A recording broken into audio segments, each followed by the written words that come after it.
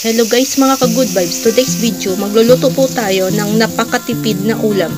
Ang lulutuin po natin ngayon ay ginisang munggo sa dilis. Just watch lang po the full videos mga ka-good vibes. Maraming salamat po. Just enjoy watching mga ka-good vibes.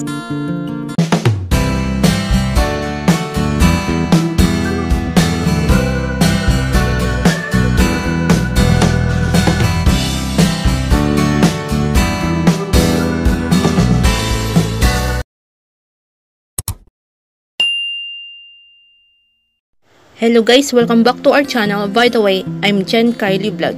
Today's video ay magluluto tayo ng napakatipid na ulam at simple lang. Ang lulutuin po natin ngayon ay ginisang munggo sa dilis.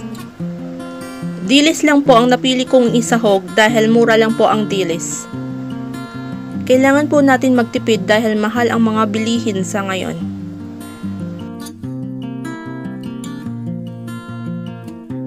Hello guys, ready na po ang lahat ng mga sangkap na gagamitin natin sa pagluluto ng ginisang munggo sa dilis. Naka-prepared na po. Just watch lang po the full videos mga ka-good vibes. At huwag niyo pong kalimutan mag-subscribe pag bago pa lang po kayo sa channel ko. Maraming salamat po. Just enjoy watching lang po mga ka-good vibes. Tara guys, umpisahan na natin magluto.